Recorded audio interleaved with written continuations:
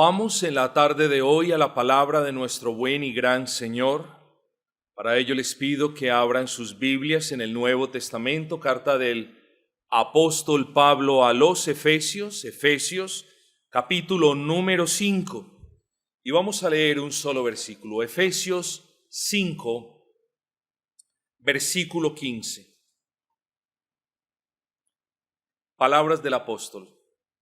Mirad, pues, con diligencia cómo andéis, no como necios, sino como sabios. Vamos a leer el 16. Aprovechando bien el tiempo, porque los días son malos. Uno de los temas más fascinantes en todas las Sagradas Escrituras es la escatología, o la doctrina de las últimas cosas. Temas como el regreso de Cristo, las trompetas sonando, el juicio de Dios sobre el mundo, aquello que sucederá con el mundo tal y como lo conocemos, son algunas de aquellas cosas de las que se encarga de estudiar la escatología. Siendo una doctrina fascinante, y lo reconocemos, no obstante, es una doctrina o es una de las más mal entendidas por muchos creyentes, además de ser usada de manera sensacionalista por aquellos maestros que no entienden bien las doctrinas escatológicas. Por eso decimos que cuando la curiosidad de las personas se mezcla con la mala interpretación bíblica de algunos maestros y con el sensacionalismo que rodea dicha doctrina, se produce un efecto muy curioso en el que hay más interés por las cosas que pasarán en el fin, por cómo pasarán esas cosas, que por lo que nos dice el Señor al respecto del fin, que nos guardemos santos al Señor. Así que si la escatología ha de recordarnos de un asunto, es de que en virtud que nosotros no sabemos cuándo viene el fin, que nos recuerde de que debemos estar preparados en santidad para ese fin. Así que lo que les quiero decir es que lo más importante no es el fin. El fin seguro vendrá. Dios dijo que vendría y vendrá. Lo más importante para nosotros, para usted y para mí, entonces, es la manera como vivimos antes de ese fin. Nuestro pensamiento, nuestro interés, no debe estar centrado en cómo sonarán las trompetas, qué significan las trompetas, ¿qué significa aquella otra figura o metáfora de Apocalipsis? ¿Qué quiere decir Daniel con no está allí, hermanos? La atención nuestra debe fijarse en el hecho de la verdad de que Cristo vendrá sin lugar a dudas y de que nosotros debemos prepararnos de manera digna en medio de este mundo. Recordemos el contexto de la carta a los Efesios, en medio de este mundo en tinieblas. Ese es el punto. Lo más importante para nosotros es la manera en la que estamos viviendo antes de que llegue ese fin. El título que nosotros tenemos para esta meditación es sencillamente Sabiendo vivir en los últimos días. Sabiendo vivir en los últimos días. Comencemos de manera expositiva y consecutiva, hermanos, donde dejamos la semana pasada, es decir, terminamos en el versículo 10, ahora vengamos al versículo 11.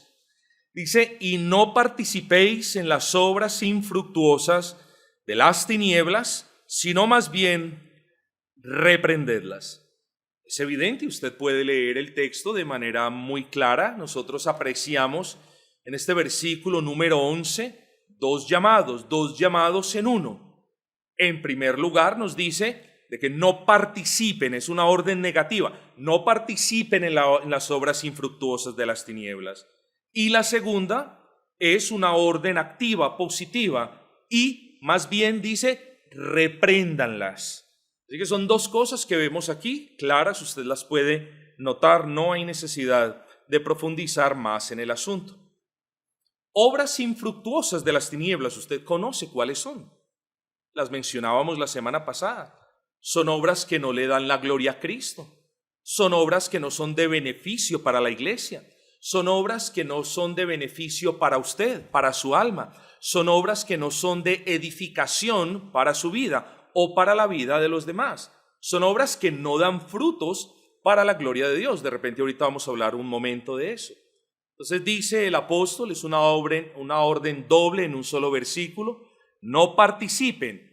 Ahora yo creo que esto que viene a continuación es importante, porque hay veces no comprendemos que nosotros podemos participar en un pecado sin cometer ese pecado. Entonces quiero ser un poquito de ayuda para ustedes y quiero responder quizás la pregunta que muchos se formulan. ¿Cuándo estaríamos participando en esas obras? Bueno, yo le voy a proponer al menos 7 ocasiones en las que estaríamos participando en las obras infructuosas de las tinieblas. La primera, participamos, y esta es la más evidente, participamos en esas obras infructuosas cuando nosotros somos los que las cometemos, la más básica. Las estamos cometiendo, participamos por acción. La segunda, cuando nos juntamos con otras personas o de alguna manera aconsejamos a otras personas a que cometan un pecado. Pastor, yo nunca hago eso. En ocasiones lo hacen sin que quizás se den cuenta. Por eso es tan delicado dar un consejo al respecto de un aspecto, porque la mayoría de veces que las personas vienen buscando un consejo, no estoy diciendo todas y mucho menos con verdaderos cristianos, creyentes, honestos, la mayoría de veces se acercan para que usted les diga, sí, eso es verdad, hágalo. No, tenga cuidado. Si su consejo no es sabio y mejor, si no es conforme a las sagradas escrituras, usted está aconsejando a una persona para que quizás haga algo indebido. Usted entonces es responsable o participante del pecado de la otra persona. Tercero, también somos partícipes de las obras infructuosas de las tinieblas cuando, sin cometer el pecado, propiciamos todo para que otros lo cometan. Es más, usted es partícipe del pecado de otra persona cuando usted no se opone al pecado de la otra persona. Usted ve a un compañero suyo, usted lo quiere, lo estima mucho, lo tiene gran aprecio en el trabajo y usted lo ve robando.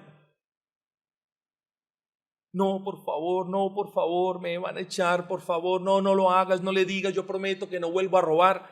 Hermanos, ¿cuánto nos duele? ¿No es así? Participamos del robo si yo me quedo callado. Eso es participar en pecado ajeno, hermanos.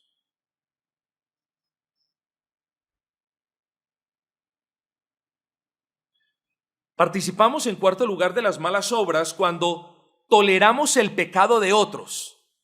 Ay, yo soy muy santo, yo vivo bien, voy a la iglesia, tengo mi reputación, gloria al Señor, me escandaliza ver el pecado, pero nos juntamos con personas que ya normalizaron el pecado y nosotros aprendemos a aceptar a la persona con ese pecado y no nos da nada que él practique ese pecado, o que ella lo practique, o se mofe, o qué sé yo, pero ya no nos escandaliza.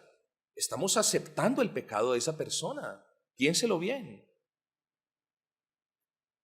Quinto, somos partícipes del pecado cuando nos juntamos constantemente con personas moralmente corruptas y nuestro testimonio no es luz.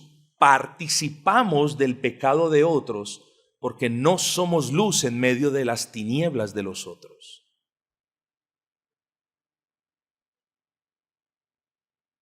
sexto, quizás es una repetición de uno de los anteriores. Se puede participar en el pecado cuando usted le ayuda a esconderlo. Séptimo ya, cuando justificamos el pecado. Cuando usted ve un pecado, por ejemplo, tomemos el caso del amigo a quien usted ve robando en su lugar de trabajo, y usted razona de la siguiente manera: él es pobre, él necesita, yo conozco su necesidad, el jefe lo iba a votar. Comienzas a justificar el pecado de los demás. Ahí estás participando tú de las obras infructuosas de las tinieblas. Pero el texto, evidentemente, mis hermanos, no para simplemente con la advertencia de no participen en las obras infructuosas de las tinieblas. Aquí venimos, esa es por omisión, no participen. Pero aquí venimos a la orden por acción. Pero, dice, si no, por el contrario, reprendedlas. Claro, debemos reprenderlas. Ahora bien, si ustedes me permiten por un momento, leamos, no hemos terminado con la explicación de la palabra, qué significa reprender, pero para darle el debido contexto vamos a leer el versículo 12. Entonces noten pues esto, presten atención. En el versículo 11 dice, no participéis de las obras infructuosas, pero nos dice, repréndanlas. Muy bien, pero ahora tenemos un asunto que el versículo 12 nos dice, porque vergonzoso es aún hablar de lo que ellos hacen en secreto. Entonces el versículo 11 nos dice, reprendan las obras de las tinieblas, pero en el 12 ya nos dice que eso es vergonzoso aún hablar de ellas. ¿Entendieron el punto? Entonces, ¿cómo debemos reprenderlas? Hermanos, esto es hermoso. Son pequeños detalles en las Sagradas Escrituras que nos traen enseñanzas inmensas, inmensas. Bueno, si la palabra reprender reconocemos que es una palabra de amplio espectro, puede usarse en varios contextos, ¿cierto? Como redarguir, como denunciar en unos casos y en otros. La interpretación natural de este pasaje que estamos estudiando y aquella a la que primero debemos acudir no es la de reprender, oiga, no lo haga. Esa no es la interpretación inmediata en este contexto. En este contexto estamos hablando de las obras de las tinieblas. Luego, la manera en la que el apóstol le dice a los creyentes de la iglesia de Éfeso que reprendan las cosas malas que pasan en sus trabajos, en la sociedad, es por medio no necesariamente de la boca, sino de un buen testimonio en Cristo como hijos de luz. Esa es la interpretación inmediata que nosotros deberíamos tener. Hombre, claro está, hay ocasiones donde debemos reprender, donde debemos vocalizar, claro que sí, pero exegéticamente hablando, la más natural es que nuestro testimonio de luz reprenda, deje al descubierto las obras que se practican en la oscuridad. Así que reprender las obras infructuosas de las tinieblas es en primer lugar, de acuerdo con el contexto, poner esas malas obras al descubierto o denunciarlas por medio de una vida en piedad. Y yo creo que cuando ese es el testimonio, nosotros de inmediato pensamos en Mateo 5:16. Así alumbre vuestra luz delante de los hombres. ¿Para qué? Para que vean vuestras obras, para que en medio de la oscuridad que ellos tienen, ellos vean la luz nuestra y vean cuán diferentes nuestras obras, claro está, por la gracia de Dios, son diferentes a las de ellos y ellos glorifican a nuestro Dios. Ese es el significado apropiado. Ahora, vuelvo e insisto, esto no impide que en algunos casos debamos denunciar o no debamos denunciar verbalmente el pecado de los incrédulos. En ciertos casos es parte de nuestra responsabilidad como hijos de luz, claro. Pero ¿qué de los creyentes? Y aquí, hermanos, es donde es necesario tener discernimiento. ¿Cuál es el contexto que hemos venido analizando de la carta del apóstol Pablo? O sea, es el contexto de una iglesia local, es el contexto de creyentes, El texto no me habla de los pecados de creyentes. Y como cristianos maduros, si algo debemos tener en claro, es que en la iglesia no toleramos el pecado. En la iglesia no amamos el pecado, no ocultamos el pecado, no justificamos el pecado, pero cuando hay pecado en algún hermano de la iglesia, no vamos por ahí como policías del templo con megáfonos hablando del pecado de todos. Eso no lo hace una iglesia cristiana, hermanos. Eso no lo hacen hermanos en Cristo. Pastor, entonces, ¿cómo? Hermanos, con las normas que Cristo le ha dejado a la iglesia. Si las normas que Cristo le ha dejado a la iglesia no son suficientes para una persona, entonces nada lo es. Cristo nos ha enseñado a tratar con el pecado de algún hermano de la iglesia con las normas, vuelvo y repito, que Él mismo ha revelado. Esto de denunciar, esto de llamar el pecado, se hace no en el contexto de la iglesia, hermanos, sino en el contexto de los hijos de las tinieblas. Ninguno de nosotros aquí es hijo de las tinieblas, mi amado. Luego, hermanos, cuando Dios no lo permita, exista un pecado, nosotros no procedemos a denunciar ese pecado de la misma manera como lo hacemos en un ambiente impío con gente impía. ¿Sí me comprendió eso, hermanos? Esto es importante, porque a ninguno de nosotros Dios nos ha dado o ha delegado el que seamos policías del templo, ni los jueces del templo, ni quienes redarguyen del pecado a los hermanos en el templo. Claro, Dios nos ha puesto, hermanos, y nos ha puesto para la gloria de su nombre, para cuidar la iglesia. Claro que sí. Y hay algún pecado en algún hermano que sea pecado, las faltas Dios te llama a cubrirlas en amor. Pero hay algún pecado, sobre todo persistente, bueno, no lo publiques, por tercera vez, no lo publiques. Sigue la regla de Cristo, acércate a ese hermano, háblale al hermano y continúa. ¿Es un pecado grande y escandaloso? Habla con el pastor. No lo publiques. No es de tu incumbencia que el mundo entero se entere del pecado de un hermano en la iglesia. No es, ni es bíblico además. Es que el problema, hermanos, que hay muchos por ahí con mucho celo y con nada de ciencia. Y esos son los que le hacen mal a la iglesia y los que cortan a los demás y piensan que son los paladines con la espada de la verdad y no la saben manejar y se cortan ellos mismos y le hacen daño a los demás. Este es un contexto de cristianos en medio de las obras infructuosas de las tinieblas. Entonces, hermanos, esto tenemos que tener cuidado con eso. Uno no puede andar, hermanos, de un lado para otro hablando del pecado específico, ni siquiera de los impíos. Hermanos, ¿quién nos manda a hacernos al lado de la alcaldía a decir el impío o en la oficina de servicios públicos a llamarlos ladrones? Hermanos, estas cosas son propias de sectas que en vez de atraer a otros hacia Cristo por medio de un buen testimonio y de la debida predicación del evangelio, los ahuyentan. Así hacen las sectas. Toman un megáfono y se van a decirles que todos se van a condenar y de evangelio nada. No, mis amados hermanos, el pueblo del Señor no es así. Vuelvo y repito, hay momentos en los que hay que denunciar de manera verbal y pública el pecado de los impíos y lo haremos. Pero la clave está primero en entender el texto y segundo en tener un buen discernimiento, porque ya les dije, hay muchos con mucho celo y poco conocimiento de la palabra. No nos cortemos ni cortemos a los demás.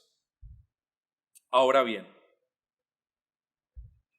frente a las obras infructuosas de las tinieblas, es otro punto que nosotros podemos deducir de aquí, y no participéis de las obras infructuosas de las tinieblas. Frente a estas cuestiones, quienes somos luz en Cristo, no debemos, ni queremos, ni podemos considerarnos neutros ante estas cosas. Es otra de las cosas que no se nos debe olvidar. El cristiano no es neutral frente al pecado, mis amados.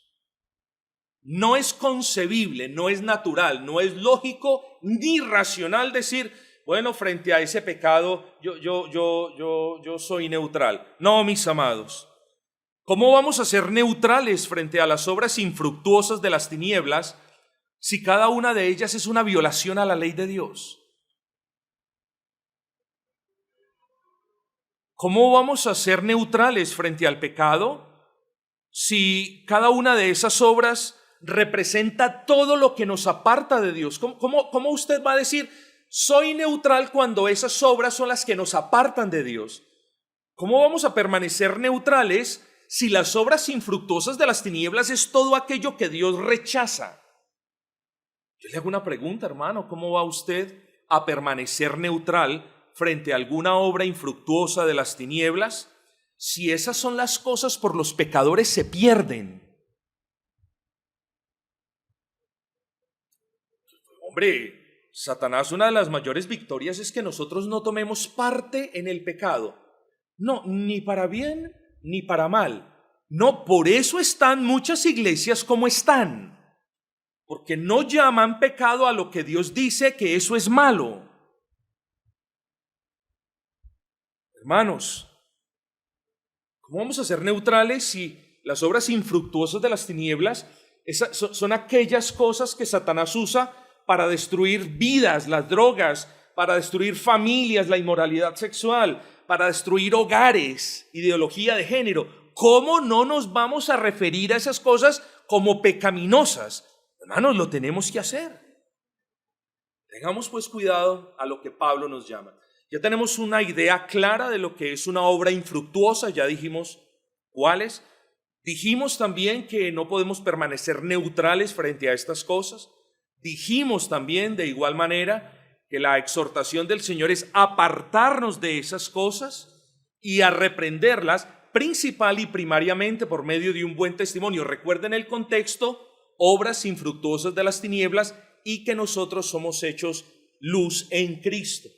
Vuelvo y digo, no que no se pueda verbalmente denunciar algo, por supuesto que sí, pero todo tiene su tiempo su puesto debajo del sol. En la iglesia no se va por ahí hablando del pecado de un hermano. Hay normas para tratar con el pecado de la iglesia. Tengamos cuidado, que aquí no lo estamos escondiendo. Aquí no estamos diciendo, venga, pongámoslo debajo de la alfombra. No, hermanos. Pero las normas de Cristo nos llevan a tratar con el pecado de una manera muy particular. Eso no se nos puede olvidar.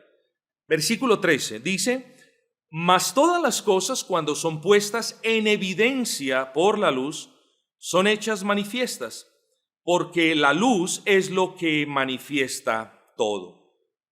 Bueno, lo que dice el texto, hermanos, es que la luz es el instrumento que Dios usa para que el pecado sea manifestado. En algunas ocasiones, Dios mismo permite que un pecado que ha sido escondido sea manifestado.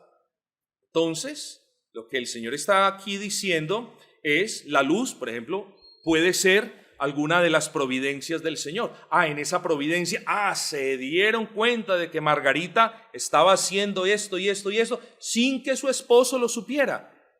Providencias del Señor son usadas por Dios para traer el pecado a la luz, o la luz de la palabra. En muchas ocasiones las personas son redargüidas cuando leen un pasaje porque es Dios hablándoles a ellos. Entonces, en ese orden de ideas, aquí también la luz puede significar la palabra del Señor. Pero principalmente, hermanos, recordemos que estamos en el contexto del testimonio de los hermanos de la iglesia de Éfeso. Por lo tanto, es muy probable que esté haciendo referencia a la luz de ese testimonio. Versículo 13, volvámoslo a leer, dice, mas todas las cosas, digámoslo así, mas todas las cosas infructuosas, ocultas, cuando son puestas en evidencias por la luz de nuestro testimonio, ahí lo estamos leyendo ya, aplicándolo a nuestro testimonio, son hechas manifiestas porque la luz de nuestro testimonio es lo que manifiesta todo o todas las cosas que están ocultas. Así que, hermanos, si algo nos hemos de llevar en este pasaje es que somos llamados a testificar de la impiedad de otras personas por medio de nuestro testimonio. ¿Es más fácil qué? ¿Qué es más fácil? Es más fácil abrir la boca y decir, usted es un impío, usted es una impía. Eso es lo más fácil. Y sí que las personas hacen eso sin tener una limpia conciencia. No. La manera apropiada, no es que no le podamos decir nada, pero la manera apropiada es trayendo luz de nuestros testimonios como hijos de luz en Cristo. No se nos puede olvidar ese contexto. Versículo 14, por lo cual dice, despiértate tú que duermes y levántate de los muertos y te alumbrará Cristo. Bueno, ahí encontramos una dificultad, humildemente la reconocemos, porque sobre este versículo es mucho lo que se ha dicho.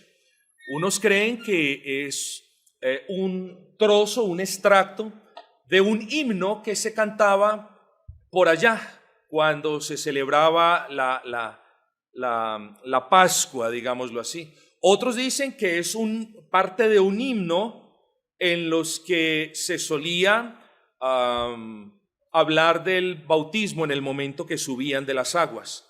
Bueno, yo particularmente, hermanos, no puedo inclinarles, no puedo decirles, sí, vamos a creer en esto porque es mejor. Yo me voy por el lado seguro. Las paráfrasis o los parafraseos que están en las Escrituras son también palabra inspirada. Y precisamente, hermanos, yo creo que el versículo 14 es un parafraseo de Isaías capítulo 60, versículo 1. Yo se los leo. Dice, levántate, resplandece, porque ha venido tu luz y la gloria de Jehová ha nacido sobre ti. Bueno, uno diría, no, pero no hay concordancia, no hay mucha concordancia. No, sí, yo principalmente sí creo que hay una concordancia, es un parafraseo, pero ¿qué significa entonces? Porque Pablo coloca estas cuestiones aquí en medio. Bueno, hermanos, lo pudo haber colocado y yo ahorita, ustedes creo que tienen la convicción de que yo soy una persona con fuertes convicciones, pero yo aquí no les puedo decir, no, significa esto y no hay manera para otra cosa. Entonces, hermanos, estas palabras, si ustedes las ven, pueden tomarse desde el punto de vista evangelístico. Puede entonces que en este punto el apóstol Pablo, quizás dirigiéndose a aquellas personas cuyos pecados habían sido traídos a la luz gracias al testimonio de otros, ¿cierto? Puede que entonces el apóstol Pablo esté diciendo, despiértate, ven a la vida, arrepiéntete, ven a Cristo. Esa es una manera de verlo, literalmente. Pero, particularmente, creo que le está hablando a los creyentes. De verdad creo que les está hablando a los creyentes. Los creyentes también, mis amados hermanos, los creyentes también nos podemos dormir en nuestros deberes. Los creyentes también nos podemos desanimar. ¿Y por qué le digo que para mí es más bien una nota para creyentes? Porque Isaías 60, versículo 1, está haciendo referencia a ese remanente, a un remanente que ya estaba desanimado, y el Señor les dice, sí, tranquilos, el Mesías va a venir, todavía quedan 700 años, pero el Mesías ciertamente vivirá y os salvará de vuestros pecados. Levántense, que su testimonio sea visto. Le estaba hablando al remanente, que su testimonio sea visto entre las naciones. Ánimo. Por eso yo creo personalmente, esta es una alusión a Isaías 61 y que le está hablando a los creyentes, pero que nadie se vaya aburrido pensando que no lo puede usar de manera evangelística. Probablemente también esa fue la mentalidad de Pablo y aquí ningún comentarista se ha puesto de acuerdo, por lo que yo prefiero verlo de esa manera. Ahora llegamos a los últimos 2 versículos de este sermón, versículos 15 y 16. Mirad pues con diligencia cómo andéis, no como necios, sino como sabios, aprovechando bien el tiempo, porque los días son malos. Vamos de atrás para adelante. vamos a hablar primero de la realidad de los días malos y luego entonces vamos a ver cómo el Espíritu Santo llevó a Pablo para que nos enseñara cómo debemos andar en los días malos. Entonces, hablemos primero de los días malos, si se me permite. Ninguno de nosotros, queridos hermanos, debe olvidar que estamos en los últimos días o en los últimos tiempos. Esos últimos días o esa última era es lo que conocemos como la era del Evangelio. Quienes entre ustedes todavía no hayan escuchado los razonamientos escatológicos que se dieron hace un par de años, donde explicamos esto con lujo de detalle, les animo de verdad porque les va a clarificar el tema por completo. Pero estrictamente hablando, estamos hablando de los últimos días, de los últimos tiempos. Tiempos que van desde Cristo viniendo en humillación hasta Cristo regresando en exaltación. A ese periodo de tiempo que va desde Cristo viniendo en humillación, la primera venida, a Cristo viniendo en exaltación, se le llama días malos, siglos malos, los últimos tiempos. Entonces estamos viviendo. Nosotros esto creemos y confesamos porque Pedro aseguró, dice, Cristo se manifestó, dice, en los últimos días. Y esto lo dijo Pedro hace 2000 años. Luego, hermanos, los últimos días no los debemos interpretar como estamos en los últimos días y ya mismito, en una semana o dos no demora en venir Cristo. No, los últimos días, bíblicamente hablando, son los días que comenzaron con la venida de Cristo y que terminan con la parusía gloriosa de Cristo. No solamente Pedro lo dijo, mis amados, Pablo también lo dijo en Hebreos 1:2. En estos postreros días, nos ha hablado por el Hijo. Los postreros días los inauguró Cristo, mis amados hermanos. Hermanos, no tengamos dudas de las enseñanzas de las Sagradas Escrituras al respecto de esta verdad. Estamos literalmente en los últimos días, pues no solamente Pedro lo vio así, y no solamente Pablo lo vio así, sino que también, mis amados hermanos, Juan lo dijo de una manera clara. ¿Qué dice Juan en primera de Juan 2:18? Dice, ya es el último tiempo. ¿Lo dije? Lo dijo. Y lo dijo hace 2000 años. Dice, ya es el último tiempo. No van a haber más eras, no van a haber más dispensaciones. Ya, este es el último tiempo. Estos son los últimos días. Nosotros decimos estamos viviendo en los últimos días, pero tenemos que saberlo explicar. Ahora bien, ¿cómo son caracterizados los últimos días? Bueno, mis amados hermanos, precisamente los últimos días son caracterizados por impiedad, son caracterizados por antinomianismo, son caracterizados por las obras de las tinieblas. Los últimos días son caracterizados por tiempos peligrosos que le dice Pablo a Timoteo. Los últimos días son caracterizados por días malos. Entonces, ¿ustedes en qué tiempo creen que viven? Estamos viviendo los últimos días y estamos viviendo días malos. Hermanos, esto no es el pastor siendo pesimista, fatalista, derrotista. No, es la realidad de las Sagradas Escrituras que podemos verificar cuando escuchamos una noticia, cuando salimos a la calle. Estamos viviendo, la iglesia que no comprende que está viviendo los últimos días y que los días son malos, va a tener una actitud tranquila no, hermanos, aquí es donde nos tenemos que aperar de gracia y del conocimiento debido, porque estamos viviendo esos días malos.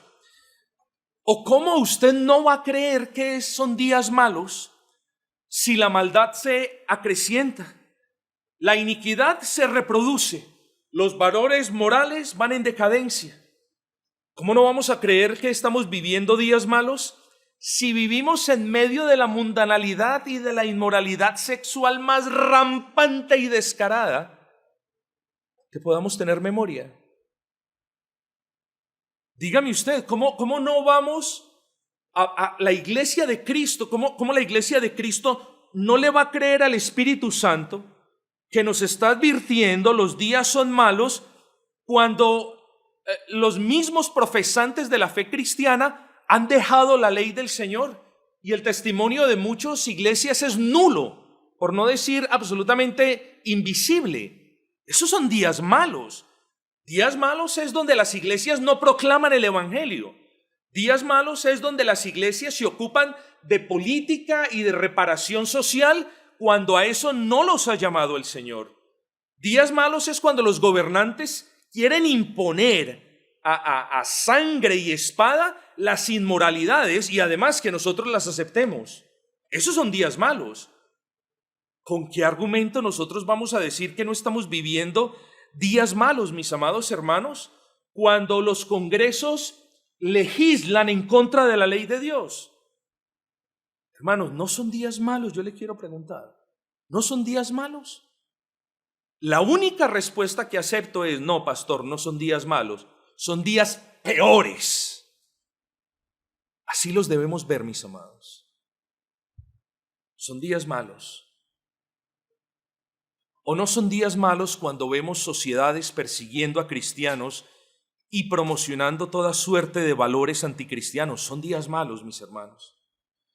Y es en virtud precisamente de ese contexto que literalmente no ha cambiado desde que el Espíritu Santo inspiró a Pablo para escribir esta carta, no ha cambiado hasta los días de hoy. El pecado se manifiesta de manera más descarada y otras cuestiones mucho más fuertes, pero es en virtud de la maldad de estos últimos días que el apóstol nos llama a: miren pues, versículo 15, con diligencia cómo andan, no como necios, sino como sabios, aprovechando bien el tiempo. Entonces, hermanos, ¿cómo hemos de andar, de vivir en estos últimos días? Bueno, usted ya tiene la respuesta. Primero, con diligencia. Yo les voy a decir qué significa en el original griego la palabra diligencia y ustedes van a ver el punto. La idea que proyecta la palabra diligencia es una persona que está mirando en su esfera, es decir, no es una persona que está mirando siempre así, sino es una persona que está mirando la manera como está andando. Piense, por ejemplo, en una persona que camina en la selva. Va mirando a su alrededor a ver si aparece un animal. Va mirando al suelo también para evitar caerse, pero va mirando al frente para evitar perderse. Eso es lo que significa: debemos andar con diligencia. Sí, diligencia significa en su contexto inmediato, debemos perseverar, debemos ser diligentes, pero la hermosura del griego es que en esta palabra diligencia el Señor nos quiere decir: caminen mirando hacia todos los lados, no vaya a ser que ustedes de manera descuidada pierdan el rumbo que trazó Cristo por ustedes. O sin mirar detenidamente, ustedes se vayan simplemente confiando y entonces caigan. Los últimos días, mis amados hermanos, los debemos vivir de manera diligente, pendientes, hermanos, pendientes más de cómo estamos viviendo, de la manera que cómo está viviendo el hermano. Comprendan eso. Debemos estar pendientes de cómo estamos viviendo nosotros antes de preocuparnos por cómo está viviendo el hermano. Vuelvo e insisto, eso no quiere decir que yo no le pueda amonestar en el Señor, no le pueda aconsejar, claro que lo podemos hacer, estamos en libertad de hacerlo, pero hermanos, ocupémonos primero de cómo estamos andando. Bueno, estos tiempos difíciles, estos días malos, esta última era demanda, hermanos, ser sumamente cuidadosos, tener cuidado estar pendiente de las trampas del enemigo, de esas artimañas de Satanás, y siempre, hermanos, con la mirada puesta en Cristo. Entonces, piensen ustedes, hermanos, en estos días malos, oscuros, llenos de peligros, llenos de tentaciones, lo que el Espíritu Santo en su bondad nos está diciendo es: hey, tengan cuidado, caminen de manera cuidadosa, caminen sin prisa, caminen con los ojos puestos al frente en Cristo, pero también caminen estando pendientes de todas las artimañas de Satanás. Hagan eso. Los días malos y oscuros ameritan que nosotros andemos de esa manera. Pero luego el apóstol nos dice en el mismo versículo 15, anden con diligencia, y nos dicen, pero no anden como necios. Luego en estos días malos nosotros entonces en primer lugar debemos andar de manera diligente, como se los expliqué, y en segundo lugar debemos andar sabiamente. Sabiamente debemos andar. Se los voy a poner de esta manera. Pastor, ¿qué es andar sabiamente? Andar de manera absolutamente opuesta a andar de manera necia. Así que se los voy a definir en esos términos. Vamos a mirar qué es andar de manera necia. Revísese, examínese. Andar de manera necia es descuidar los medios de gracia. El necio descuida los medios de gracia. El necio sabe que depende de la gracia de Dios para andar como lumbrera en medio de esta oscuridad. El sabio lo sabe, perdón. El necio lo sabe, pero no lo hace. Descuide la palabra y eso equivale a que usted deje la lámpara en una esquina y siga caminando sin ella. ¿Usted sabe por qué es cierto? Lámpara es a mis pies tu palabra y lumbrera en mi camino. Así que la manera necia de andar es descuidando los medios de gracia. La manera necia de andar es confiados en que nada nos va a pasar. El necio es una persona confiada. Nada le va a pasar al necio. Pero el sabio dice, ve el peligro y se esconde. El necio no, el necio cree que no le va a pasar nada. Dice la Escritura, estamos en los días últimos, días malos. Anden con diligencia, pendientes de los medios de gracia, cuidadosos por todos lados de que no vayan a caer y a resbalar. Así debemos andar. Los necios andan entretenidos en las cosas del mundo, con sus ojos puestos en las cosas del mundo. ¿Saben? Un ejemplo de necio, ¿sabe cuál es? El que tiene la responsabilidad de conducir un trozo de lámina y metal de casi 1 tonelada y está así. Ese es un necio. Ese está tentando a Dios. Y este ejemplo se pone, mis amados hermanos, porque el necio mantiene los ojos puestos en otras cosas, descuidados, y luego viene el dolor. Después de la mucha confianza, mis amados hermanos, e independencia de Dios, viene la caída. Tengamos cuidado. El necio olvida su propósito en la vida, ni siquiera lo conoce. Hermanos, nosotros debemos recordarnos a nosotros mismos que hemos sido salvos por la gracia de Dios, pero que Dios nos ha dado un propósito. Nosotros tenemos propósitos en la vida, claros. El necio anda, y digo antes esto, la vida del cristiano no es una vida sin mácula y sin pecado. Todos Lastimosamente luchamos contra ese remanente de pecado y cometemos pecado. Pero una cosa es caer y pecar en algo, y otra cosa es lo que hace el necio. Y el necio vuelve, y la figura es una figura fuerte, pero el necio vuelve a lamerse el vómito de su pecado. El necio no aprende del pecado. El sabio sí. El necio no aprende de los tratos con Dios para con él o con ella. ¿Cómo anda el necio? El necio anda con lámpara, pero sin aceite, como las vírgenes. Así anda el necio, con lámpara pero sin aceite. Mis amados hermanos, volvamos a ponderar este hermoso versículo. Vamos de atrás para adelante. Los días son malos. Dice, porque los días son malos. Hermanos, porque estamos viviendo en este siglo malo. Porque los días son malos. Por amor a Cristo, estemos pendientes de lo que hablamos. Estemos pendientes de hacia dónde nos dirigimos.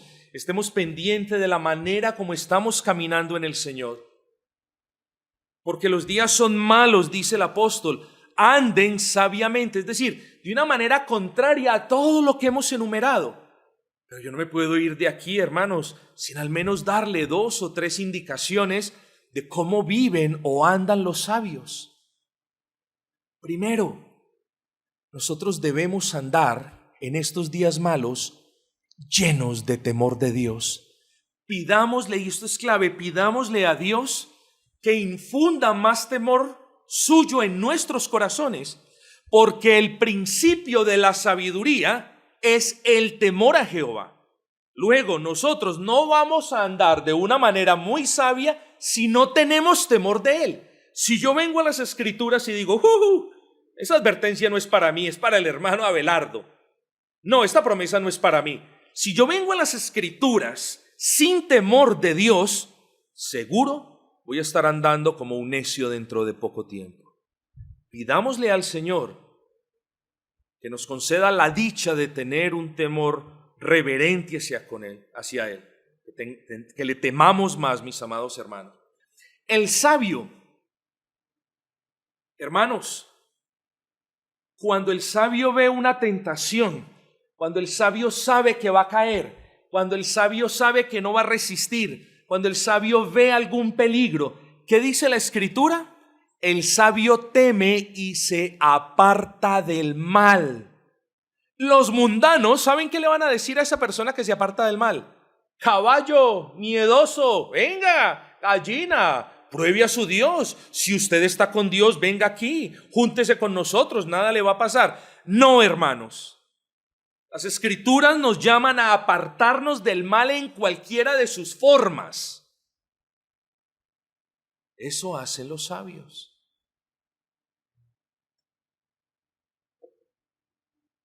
Canal 1, Canal 2, y empezaron, después de venir un programa muy chévere, luego empezó una cosa inmoral, una novela tonta, qué sé yo.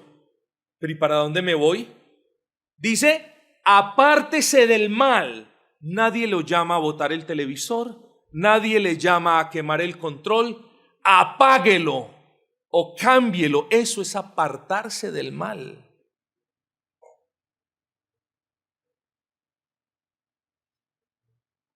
El sabio no busca a los hijos de las tinieblas para juntarse con ellos. Busque la compañía de sabios. Eso es andar con sabiduría. Proverbios 13:20. El que anda con sabios, sabio será. ¿Qué promesa? El que anda con sabios, sabio será. El que anda con gente que teme a Dios, andará con el temor de Dios. El que anda con gente piadosa, andará con piedad. El sabio aprende de sus errores en humildad, mis amados hermanos. El sabio de una y sin darle muchas vueltas al asunto, reconoce que no lo sabe todo. Y dicen, el sabio busca consejo. Dios nos aconseja a vivir en estos días malos pidiendo el consejo, no de aquellos que sabemos que nos van a decir, sí, hazlo. Busca el consejo de gente sabia. Y lo busca no para ver, ¿usted qué piensa de esto? Lo busca porque en realidad quiere encuadernar su vida con la voluntad del Señor. Piensa en eso. Andar como sabios es andar entonces en el temor del Señor, es andar conforme a la regla de la palabra, es hacer de Cristo el modelo y del Espíritu Santo nuestra guía. Eso es andar en sabiduría, mis amados. Y si nosotros no entendemos que estamos viviendo en la era postrera, llena de días malos, con engañadores por doquier, con falsas profesiones cristianas, con gobiernos que aborrecen a Cristo, la ley y la iglesia, y nosotros, hermanos, no andamos de manera digna como sabios, díganme ustedes dónde queda el testimonio de la iglesia. ¿Para qué servimos como iglesia? Si no buscamos la santidad, ¿para qué servimos como iglesia, hermanos? Si somos conocidos por ser antinomianos, ¿para qué nos vamos a quejar de que los gobernantes legislen en contra de la... ¿Entendieron el punto? ¿Por qué nos vamos, si nosotros descartamos la ley del Señor, por qué nos quejamos de que los gobiernos también la descarten? ¿Sí comprendieron? Pues no da nada. No, mis amados. Son días malos, muy malos. El Señor nos ordena vivir, nos advierte en todo amor, andar de manera muy cuidadosa, andar de manera sabia. Pero luego nos dice, ya esto lo encontramos en el versículo 16, dice, aprovechando bien el tiempo. Entonces, hermanos, que nos quede grabado eso. En medio de los últimos días, de estos días malos, somos llamados a vivir de manera diligente, de manera sabia y aprovechando bien el tiempo. Los días malos, hermanos, y los tiempos malos demandan que andemos de manera diligente. ¿Qué podrá significar eso de aprovechando bien el tiempo? Bueno, hermanos, primero les voy a explicar lo que significa en términos naturales, aprovechando bien el tiempo. Usted sabe qué es aprovechar, es sacarle el jugo a algo, ¿no es así? ¿Cierto? Aproveche bien la naranja que le quedó. Claro, entonces cuando uno le exprime sale medio vaso de naranja porque no aprovechó bien eso. Entonces en su sentido inmediato, natural, está bien. Tómenlo de esa manera, ¿cierto? No desperdicien el tiempo en cosas que no aprovechan. Recuerden que el apóstol siempre está haciendo un contexto, contrastes, y ya los mencionamos. Bueno, esta no es la excepción. Él ya nos habló de las obras infructuosas que no aprovechan para nada. Y ahora nos dicen, aprovechen el tiempo.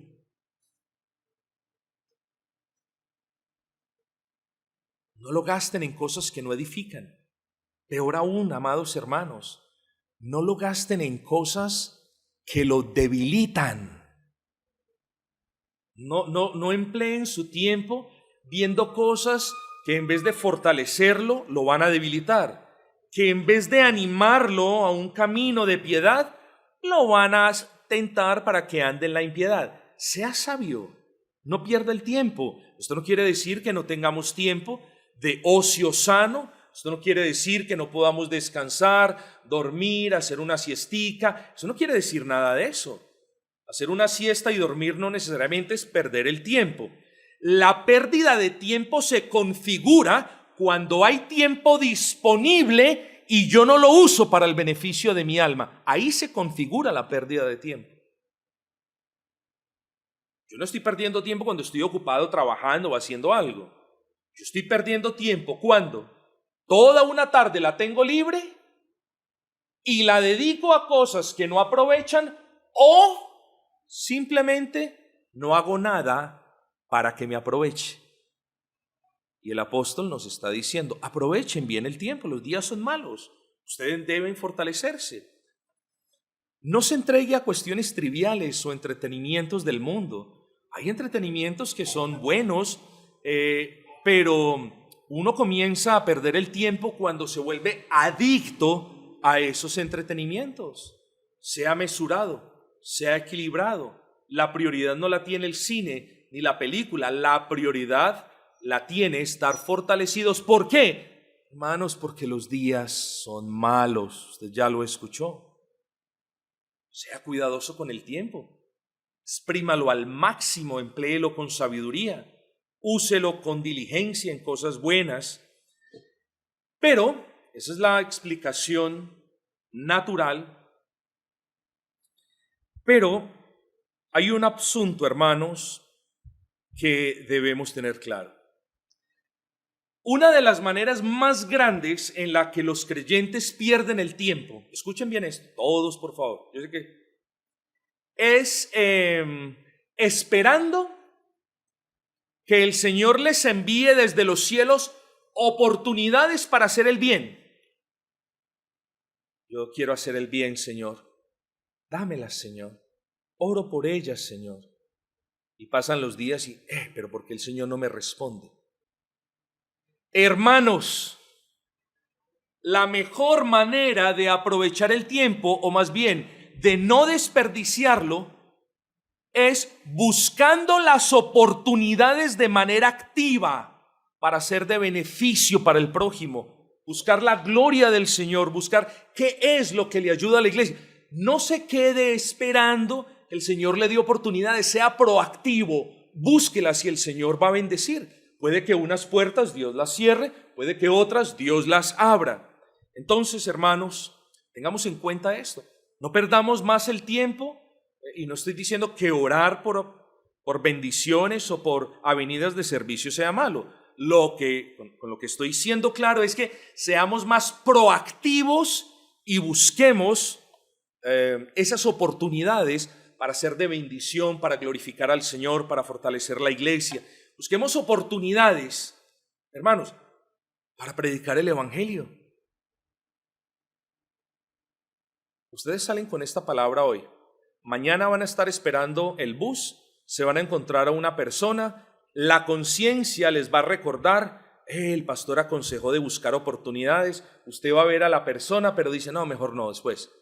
Ya, hermanos, perdemos tiempo esperando oportunidades y ahí las tenemos y no hacemos nada.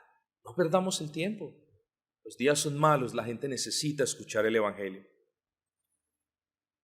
Pero el sentido verdadero de la expresión aprovechando bien el tiempo, sí es lo que les acabo de decir, esas cosas están bien. Pero estrictamente hablando, el sentido verdadero es redimiendo el tiempo. Ese es el sentido. El verbo entonces no es tanto aprovechen bien el tiempo, aunque por favor aprovechenlo bien. El sentido es rediman el tiempo.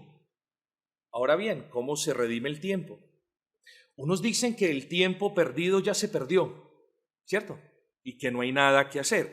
Sí, no hay nada que hacer frente a cosas que algunas de ellas son literalmente irreparables, pero hay mucho tiempo que los creyentes pierden y luego tienen el deseo de servir al Señor, de ser útiles en su obra. Bueno, esta palabra es para esas personas, es decir, esta palabra es para mí y para cada uno de ustedes.